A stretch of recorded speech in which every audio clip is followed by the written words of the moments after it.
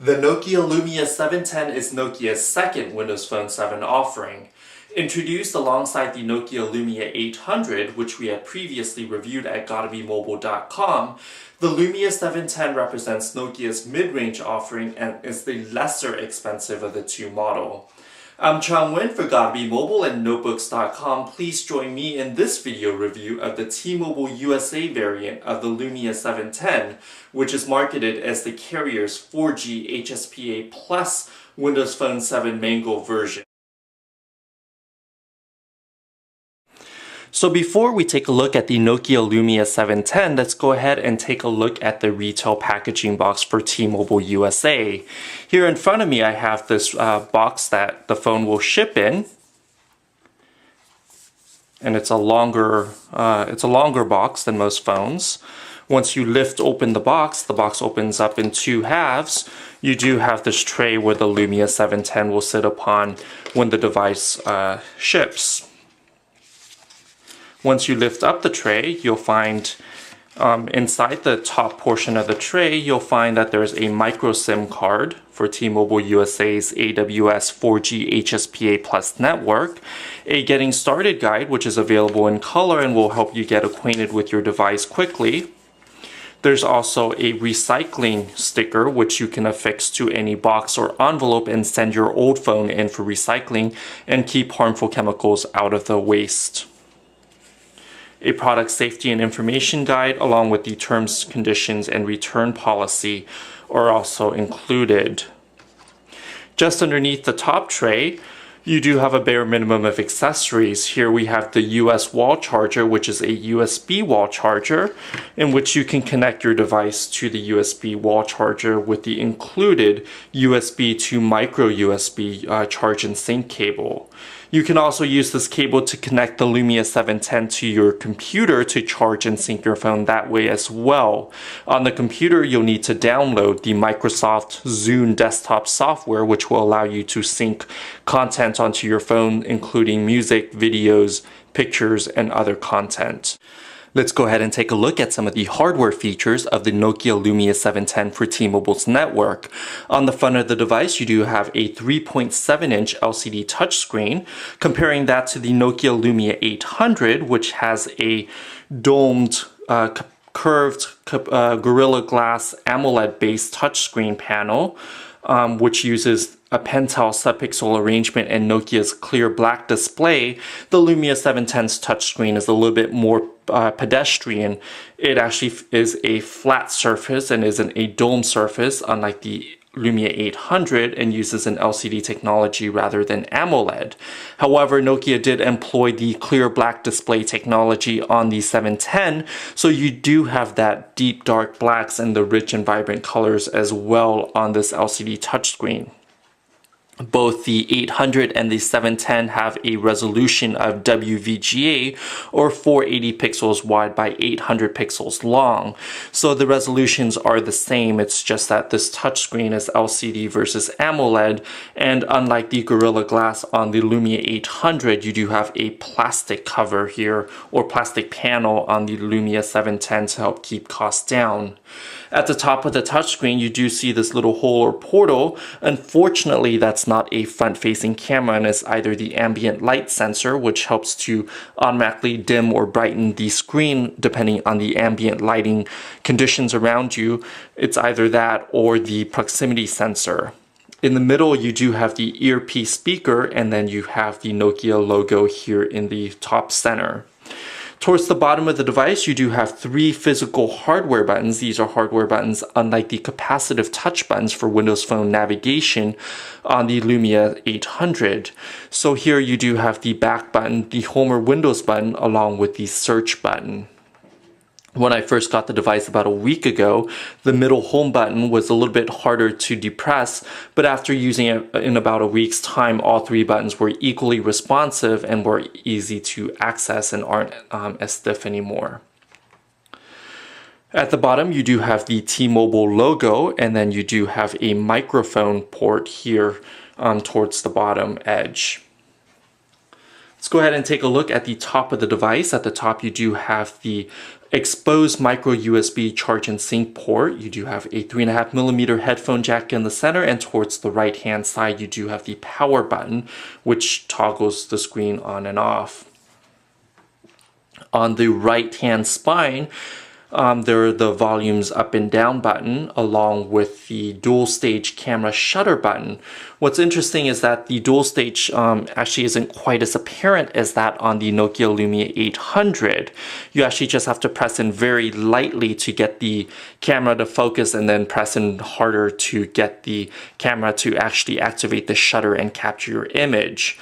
Even when the screen is off, or from any touch screen, if you press down and hold the camera button for a few seconds, it will activate the camera mode. If you just lightly tap in, you can get the phone to focus, and then if you press in harder, you can get the camera to snap your picture.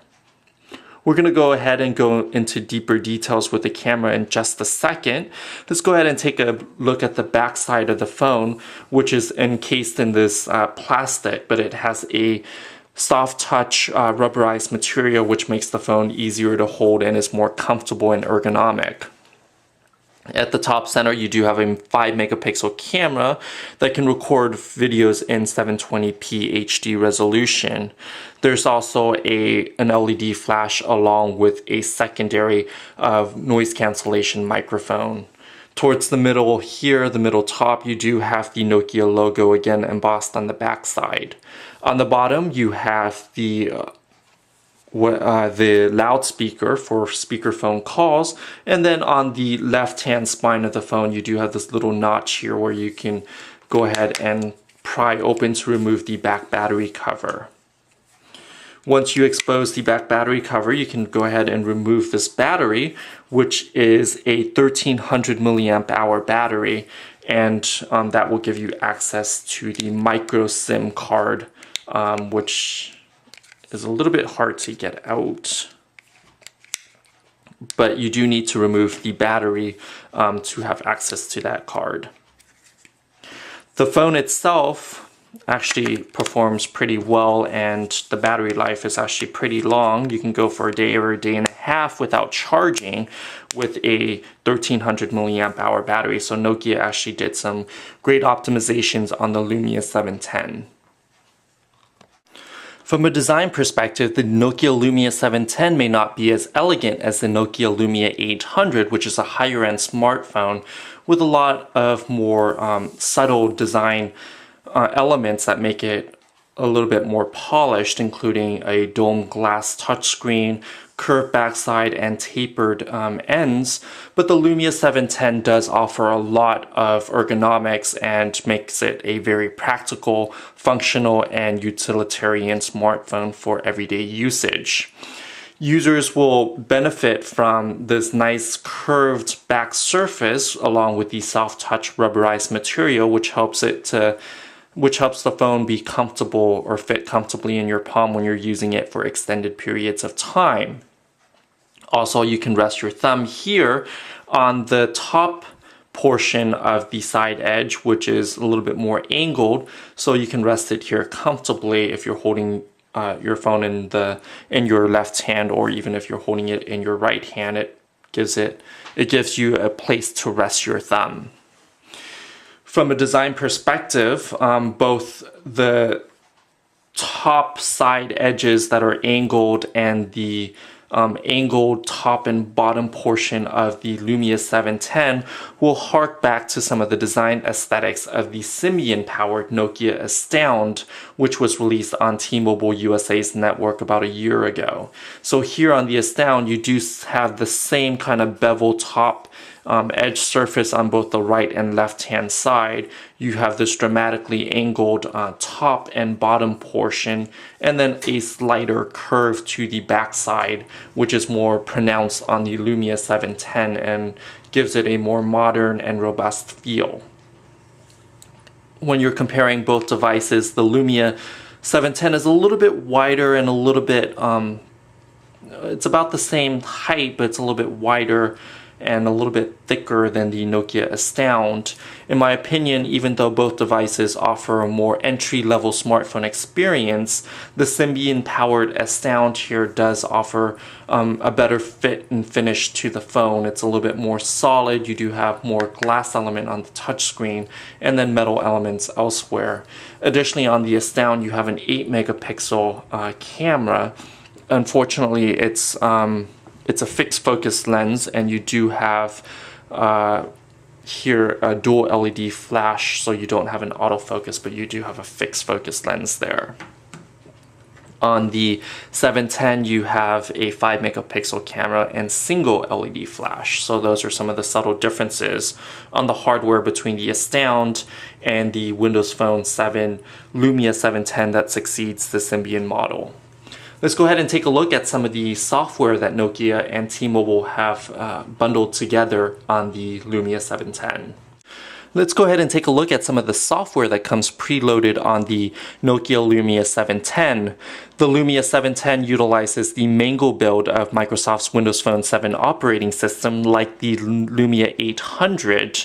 As far as carrier preloaded software, since this is a T-Mobile unit, you will find some carrier branded as well as manufacturer branded preloaded software title. The preloaded content is actually kept to a minimum, and of the preloaded content, many of them will be useful to a lot of new smartphone users who may not have otherwise found some of the content immediately. From the carrier side, you do have a T-Mobile My Account app or hub here, which will give you access to your voice and data minutes and your carrier cell phone plan. There's also T-Mobile TV, which will give you access to live and on-demand streaming TV content, so you can watch it on the go with your Lumia 710 on your Nokia or on your T-Mobile 4G HSPA Plus connection. Other content that's been preloaded from the carrier side includes Slacker Radio, which will give you access to internet radio. There's also Telenav GPS, which will give you turn-by-turn voice-guided GPS navigation. Telenav, however, requires you to be connected to an internet connection. So if you're worried about your data plan usage, or if you're using your phone in an area without internet connection, you probably won't have access to GPS through Telenav service. There's also a Netflix app, which does require a subscription to Netflix, and that will give you access to streaming movies and TV shows. From the manufacturer side, or from the Nokia side, you do have a few preloaded apps. Most notably, you do have Nokia Drive, which will give you both online and offline voice-guided turn-by-turn GPS instructions. So this app, you can go ahead and use it in an area with or without internet connection.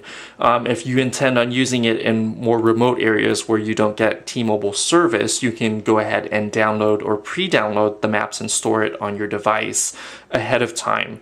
If you want to conserve the 8 gigabytes of onboard storage, then you can go ahead and download the maps as you go. Here the maps are dynamically downloaded. I haven't downloaded any maps so far.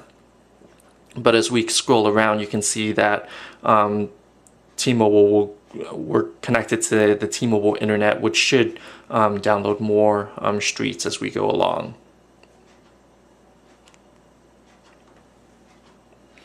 There's also the ESPN hub, which employs the Windows Phone 7 panoramic screens. You'll see that in just a minute.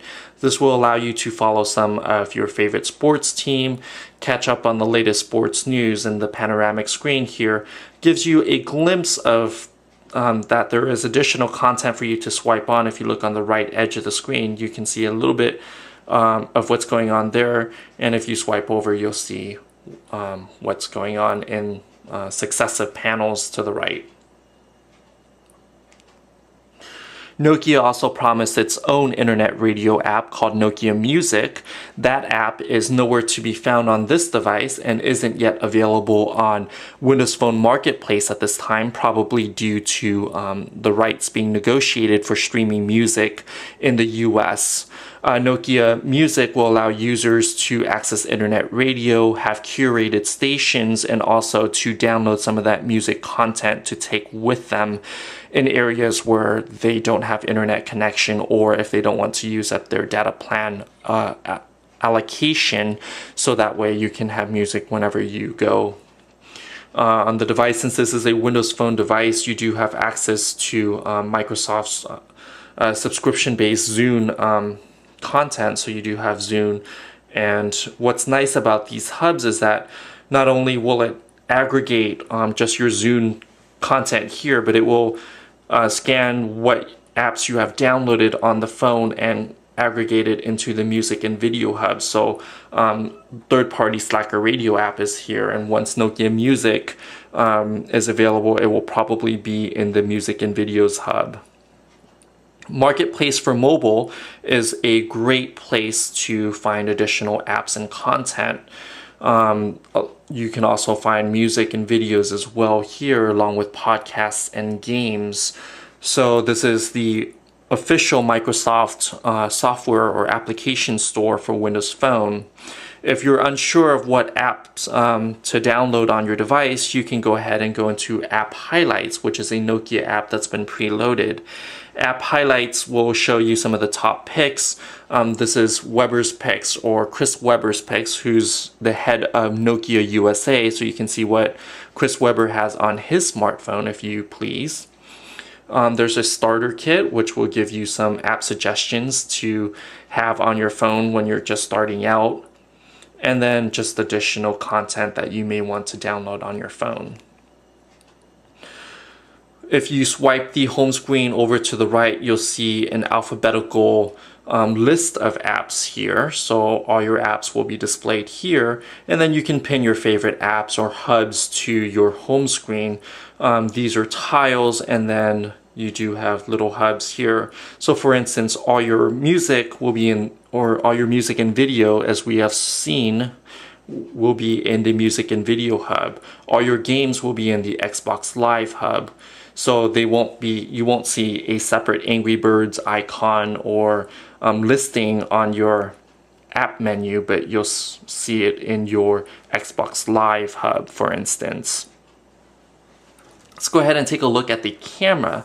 The camera itself is a 5 megapixel camera, and it does offer autofocus on the Windows Phone 7 platform. It's just a standard software that Microsoft employed, and isn't any special Nokia customization. There's a dual stage hardware camera shutter button, or you can use tap to focus to tap and focus and then capture the picture all in one tap. What I noticed on this phone compared to the Lumia 800 is that you can actually get in a lot closer. You can actually have the camera closer to the subject that you're trying to take a picture of, and it will still turn out to be clear. On the Lumia 800, you do have to be a bit further away from your subject to have focus. So it's a nice thing about the Lumia 710 is that you can actually be closer, or have your camera closer to the subject and have a clean, crisp image. Images were a little bit on the yellow or warm side on the Lumia 710, as opposed to having a slight green tint on the Lumia 800's camera, and that might be due to the software, and you can always correct for that in a photo editing software.